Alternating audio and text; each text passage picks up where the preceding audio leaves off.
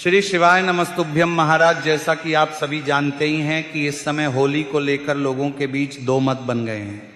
कुछ लोग कह रहे हैं कि होली का दहन 2 मार्च को होना चाहिए, जबकि कुछ लोगों का मानना है कि 3 मार्च को। अब महाराज, भ्रम का कारण केवल पूर्णिमा तिथि ही नहीं है, बल्कि भद्रा का समय, चंद्र ग्रहण और सूतक भी चर्चा का विषय बने हुए हैं। ऐसे में स्वाभाविक है कि हर व्यक्ति यह जानना चाहता है कि आखिर होली का दहन कब करना उचित रहेगा। तो महाराज, सबसे पहले हमें यह समझना होगा कि होली का पर्व केवल एक दिन का उत्सव नहीं है। यह होलाष्टक से प्रारंभ होकर भगवान नरसिंह के प्राकट्य उत्सव तक चलने वाला एक आध्यात्मिक काल माना जाता है। इस वर्ष होलाष्टक 24 फरवरी से प्रारंभ हो चुके हैं। होलाष्टक लगते ही विवाह, गृह प्रवेश, भूमि पूजन, नए व्यापार की शुरुआत जैसे मांगलिक कार्य रोक दिए जाते हैं। तो महाराज, अब प्रश्न यह आता है कि होलिका दहन के लिए सबसे उचित समय क्या रहेगा। तो सबसे पहली बात यह है कि इस बार फाल्गुन पूर्णिमा 2 मार्च को शाम 5:55 से प्रारंभ होकर 3 मार्च को शाम 5:07 तक रहेगी। यदि केवल पूर्णिमा तिथि को आधार माने तो 2 मार्च की रात्रि में पूर्णिमा मिल रही है, इसीलिए कुछ लोग उसी दिन होलिका दहन का पक्ष ले रहे हैं। लेकिन महाराज, दूसरी महत्वपूर्ण बात भद्रा की है। भद्रा को शास्त्रों में शुभ कार्यों के लिए वर्जित माना गया है।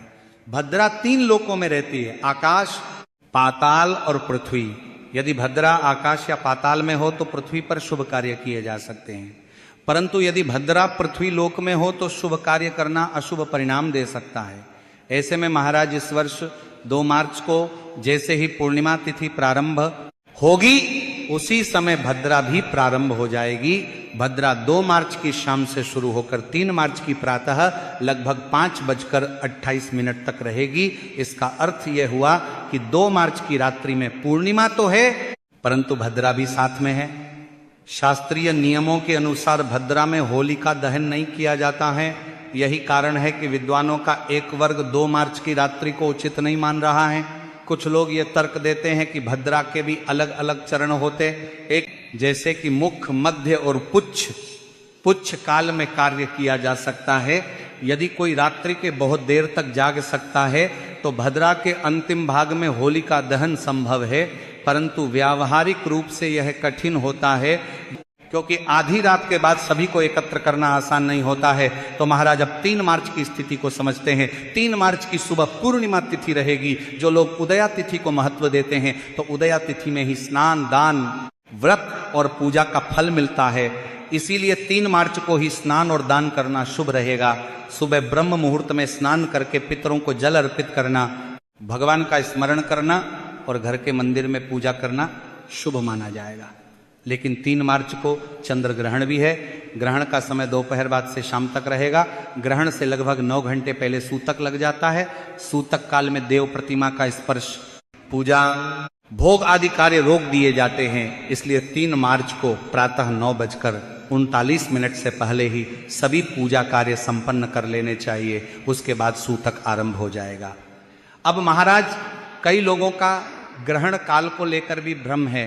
वास्तव में चंद्र ग्रहण एक खगोलीय घटना है। जब पृथ्वी सूर्य और चंद्रमा के बीच आ जाती है और चंद्रमा पर पृथ्वी की छाया पड़ती है, तब चंद्र ग्रहण होता है। अब महाराज, मुख्य प्रश्न यह है कि होलिका दहन आखिर कब किया जाए। तो 3 मार्च को शाम 6:47 पर ग्रहण समाप्त होगा। उसके बाद स्नान करना चाहिए, घर और मंदिर की शुद्धि करनी चाहिए, वस्त्र बदलने चाहिए और फिर पूजा करनी चाहिए। यद्यपि पूर्णिमा तिथि 3 मार्च की शाम 5:07 पर समाप्त हो जाएगी, फिर भी प्रदोष काल में पूर्णिमा का प्रभाव माना जाता है। इस आधार पर कई विद्वान 3 मार्च की शाम को होलिका दहन करना उचित मानते हैं। इस प्रकार दोनों पक्षों के अपने अपने तर्क हैं। एक पक्ष कहता है कि 2 मार्च को पूर्णिमा रात्रि में है, परंतु भद्रा बाधक है। दूसरा पक्ष कहता है कि 3 मार्च को ग्रहण है, परंतु भद्रा समाप्त हो चुकी होगी और प्रदोष काल में दहन किया जा सकता है। अब महाराज, आप इसे ध्यान से समझे कि 3 मार्च की सुबह पूर्णिमा तिथि विद्यमान रहेगी। जो लोग उदया तिथि को प्रधान मानते हैं, उनके अनुसार 3 मार्च का दिन स्नान, दान, जप, तप और व्रत कथा के लिए मान्य रहेगा। प्रातः ब्रह्म मुहूर्त में उठकर स्नान करना चाहिए। पवित्र भाव से अपने पितरों को जल अर्पित करना चाहिए। भगवान का स्मरण करना चाहिए और घर के मंदिर में दीप प्रज्वलित कर पूजा करनी चाहिए। तो महाराज अब हम दोनों पक्षों के तर्कों को स्पष्ट करते हैं। पहला पक्ष कहता है कि होलिका दहन पूर्णिमा की रात्रि में होना चाहिए। 2 मार्च की रात्रि में पूर्णिमा है, इसलिए उसी दिन करना उचित है। परंतु समस्या यह है कि उसी समय भद्रा भी पृथ्वी लोक में है, जो शुभ कार्यों में बाधक मानी जाती है।